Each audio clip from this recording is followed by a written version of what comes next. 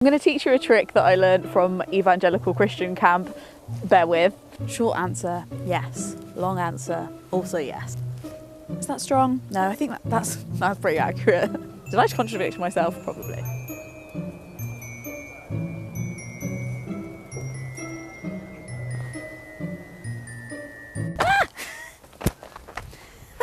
Hello and welcome to another episode of Agony. Hello and welcome to another episode of Agony Lena. This is a series where I tentatively and imperfectly answer your existential dread questions. Lots of other episodes up here, but today I'm coming to you from literal Narnia. Let's go. You submitted your questions to me on my Instagram. As always, I'm keeping these anonymous, but here's the first one. How do I talk to my pals about ethical fashion and environment, etc. without being the naggy one? The naggy one TM. I know her well. It's me. It's me. I'm going to teach you a trick that I learned from evangelical Christian camp. Bear with. It's the your story, my story, God's story Venn diagram. You can switch out God for anything really. Your story, my story, Meryl Streep's story. Your story, my story, the coronavirus. But here you can probably just switch it out for the planet. Controversial opinion, but I really think the most likely person the planet just threw a snowball at me. You're most likely to change the minds of people you already know. And there's loads of people that I feel like I know, but maybe I don't know their story about the reasons they make the decisions that they do, existential anguish they have that we don't leave much room in society to talk about. Before trying to prop open somebody's throat with matchsticks and ram your own beliefs down theirs, I think it's really important to chat to them about how they feel about their lives, what's going on with them, how's their financial situation, how do they feel about the trajectory of the world, what's their story. And you can do this for people you don't know as well if you just want to chat to them about stuff. I think it's really important to find out where they're coming from. And you can talk about your story before you talk about the planet. Talk about how you used to think and feel about things, or how you think things didn't make a difference, misconceptions you had about your impact, and then tell them about a moment where that all changed. Doesn't have to be a big dramatic one, can be little tidbits of facts you found in different places and how long that took you to process and how hard that was for you and how you came up against barriers with that. And then you can talk about the planet story. Oh my god, did you know this massive fact? Actually, I feel like we do have a chance because XYZ. Or another thing that I've been thinking about, like what is our current passable atrocity? So there's always stuff that comes up in conversation around like historical massacres, things that were just accepted in certain times that everybody kind of did and didn't really question, and like what is our equivalent today? There's got to be something that everybody does that in 100 years later generations will be like, well, that was fucking gross. I think it's interesting to chat about that and work out what that could be. For me, I've got a feeling that there might be factory farming, could also be our weird relationship with Pretty Little Thing, our misconceptions about class. What is it? Chat about it. You might not even be right, but I think allowing people space to have those debates and those conversations and hear their thoughts as well as yours is your best chance of changing their mind. It's not satisfactory. It might not be as whip smart efficient as society leads us to think it should be, but unfortunately I think it's the most effective. And that's probably why we need more people on the ground chatting about it rather than one person going around and trying to spread their time between everybody, because this shit takes a long time. You can't have a conversation with somebody over one pint. This is going to take at least 8. You can spread that over months or have them all in one night. That, my friends, is up to you.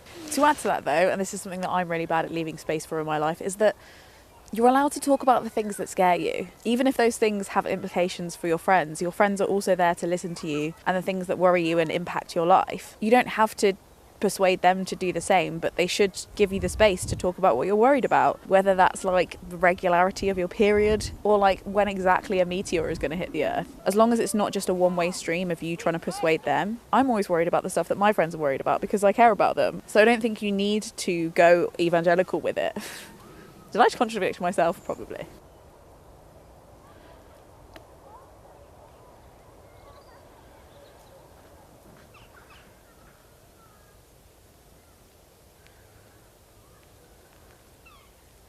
Next question. How do you balance artistic dreams with the need to get a soul hoovering capitalist 9 to 5?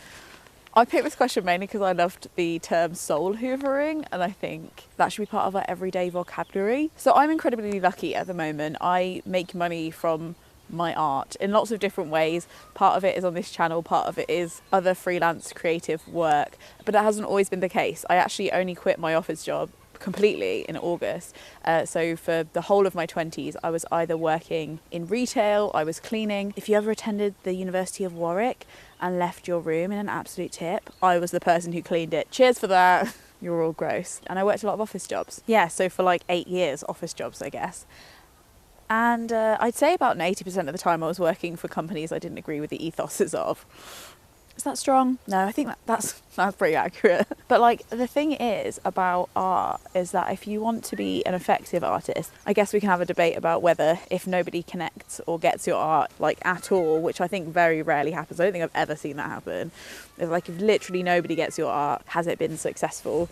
But like if you want to make stuff that means stuff to other people and connects humans, which I think is kind of the point, you got to know what they're going through, and most humans are going through capitalism. So surely the more you immerse yourself in a capitalist environment with some resilience and not letting yourself like be absorbed by it, you're going to make better art because you understand what people are going through. I talked in another video about pretending I'm a spy when I don't feel like I'm fitting in or I have imposter syndrome. And I think that's true as an artist as well. Like if you're somewhere that you don't fit or you feel contradicts your values, it's good to keep your ear to the ground and learn what people are going through. You're making art for people who are going through capitalism. So this is all research. This is so pretty.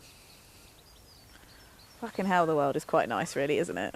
How do you decide what to support or get involved with when it comes to all the socio-political issues? So 2 answers to this. In my first Positive Panic episode, which is my series about the climate, I talk about how it is important to give stuff to the causes that you care about, but the planet just isn't one of those other causes. It's the cause that encapsulates and touches all other causes. So for me, I do have stuff that I care about and that I give money to and I try and give time to when I can, but the planet is always going to be like the sidecar to that.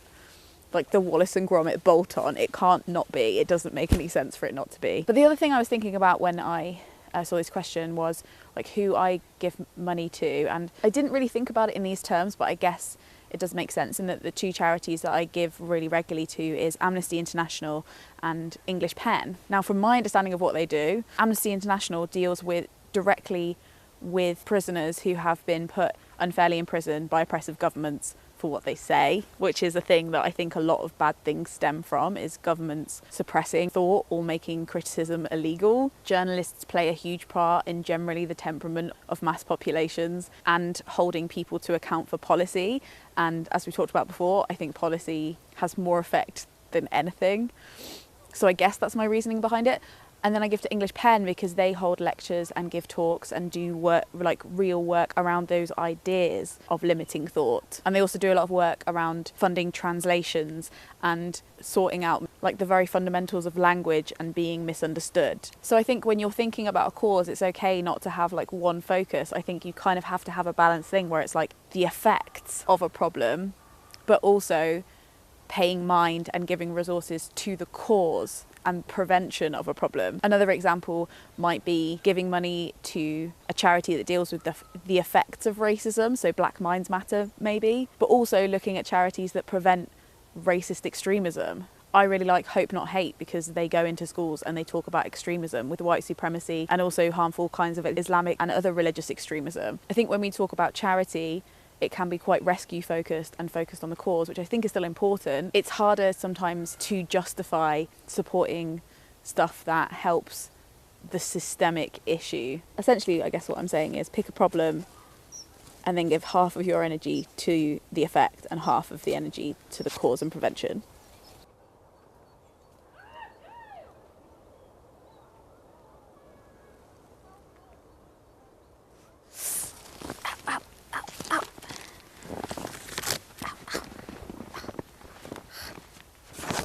This question is probably one of my favourite ones submitted. Are we getting too comfortable with not having to interact with annoying people these days? Short answer, yes. Long answer, also yes. I think there's a very fine pendulum, and I don't think maybe 5 or 6 years ago we were talking about self-care and boundaries enough, and I'm so glad that's happening and I'm on that train and I need those words. In fact, I have a friend, Michelle, who has a book coming out about being selfish, and I can't wait to read it. But I think, like, as I'm sure Michelle agrees as well, you have to be careful where you apply that, and you can't build a community on exclusively boundaries, on only interacting with people that don't annoy you. That's just not how it works. the trees agree. And I think it takes more than like one sentence or catchphrase or conversation to be able to deliberate between an abusive situation and normal annoying human situation. There are lots of bad things about growing up in a church environment, but I think one of the good things was that I interacted with people of lots of different backgrounds and ages and experiences to me. There was also a culture of like never not absorbing somebody back if they disobeyed or did something wrong. And I'm not saying that that is a given throughout Christian communities. Oh no. But in specifically the ones that I grew up in, that was the culture. And there were people who were annoying, awkward, had their own baggage, sometimes were hard to deal with. But that didn't mean that the community wouldn't support them if something went wrong. And it didn't mean that they were cast out. I also think there's like an interesting thing with the kind of like online shit that people say to you sometimes, especially as like a creator. I think I used to like absorb that stuff as if somebody I knew closely to me was saying it to me. And there is loads of like really useful constructive criticism, but it also sometimes reminds me of being on the front lines of customer service. If you've ever worked retail or at a bar, as I have, you'll know that each individual person is a person, but when you're dealing with people en masse,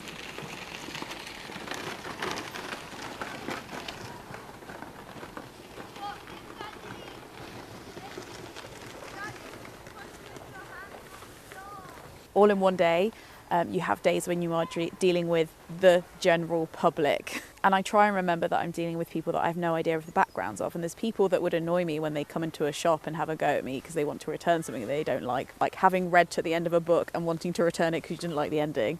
And thinking, this is somebody's uncle. And everybody has those people that they meet on the street that they don't like or think are rude. But they also usually have an equivalent person in their family that they just treat as eccentric because they love them, they understand their background, they understand why they were the way they were. And I try and imagine what that person would think of this person's actions.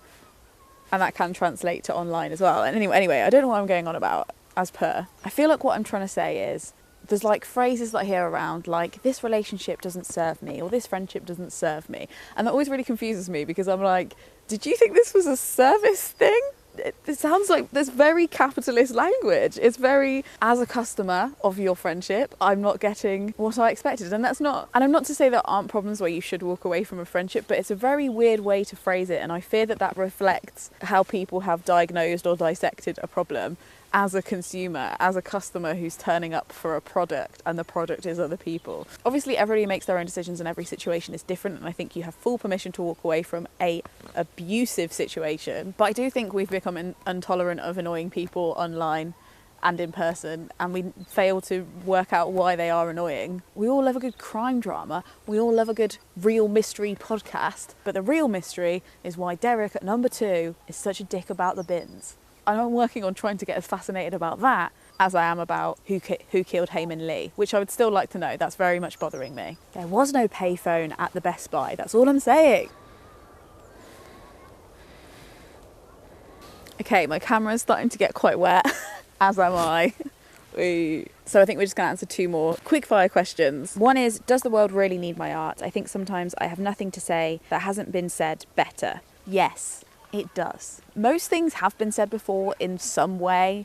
We'll get into my complicated feelings about copyright law. I mean, maybe never. Your favourites have been inspired, are riffing off, come into their own art through the absorption and study of other people. So you feeling like parts of what you're making is parts of what other people are making is just like the human experience. That doesn't mean it's repetition. There's a big difference between riff and repetition. And also you have nuances that you don't fully understand yourself.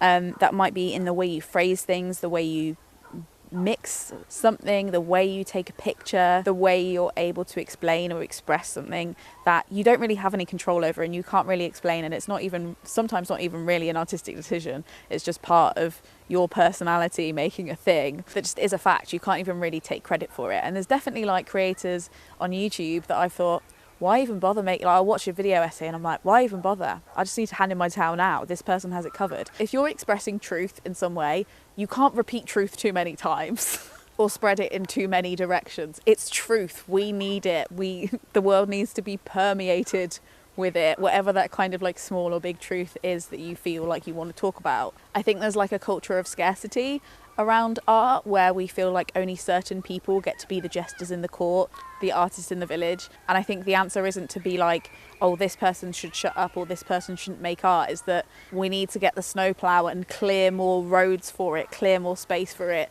summon more resources for it. And I think it becomes dangerous when we say your art isn't valuable, it's been done before, it's not. Because we were talking about, was it another video, I'll link it above, we were talking about how the road narrows as you go, and how when you start making stuff you don't really know what you're going to make, or you don't really know what you're trying to say, or you don't really know what you're trying to discover, and it's only in the making of it that you realise what you're trying to do.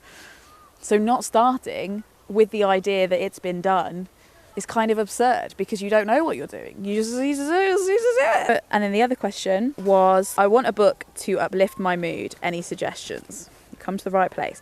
I'm gonna scroll through the stuff that I read last year and tell you which ones I found uplifting. The Wave is a bit of a romp. It's not like the most amazing book ever, but it's a great like kind of thriller page turner. There's a lot of dread at the beginning, but it actually gets quite heartwarming towards the middle of the end. It's about a wave that's coming to the UK and it's going to submerge the whole of Cornwall in water, and there's no escaping it. All the roads get blocked. Most people are spending what could be their last day in like absolute panic, like in traffic jams trying to get boats. And there's one woman who's like, if this is my last day, I want to go out laughing, and she puts out a Facebook post that's like, anyone who wants to spend their last night on the beach, meet me on the beach. So it's this small group of people, it gets told from all their different perspectives of why they decide to not try and get out of Cornwall, and why they gather on the beach and spend their last day together and try to reconcile themselves with what is about to happen. And one woman in the group is actually somebody who used to work for the government, who had to make a call and make sure there wasn't provisions to deal with a disaster like this, and it is unusual and distracting and eventually uplifting. On all of your recommendations, I read Red, White and Royal Blue, and it is obviously a gem, although I won't keep repeating that because everybody thinks that's a gem. More Than a Woman by Caitlin Moran I found very comforting, especially around like worrying about aging and parents and trying to be more caring towards people. The Housekeeper and the Professor, but I've talked about that a lot before. Celebrations by Maya Angelou, which I recently reread and still fucking love. Julian is a Mermaid is a great little kids book that's very uplifting. 84 Charing Cross Road, The Rights of the Reader, and last one, When Breath Becomes Air.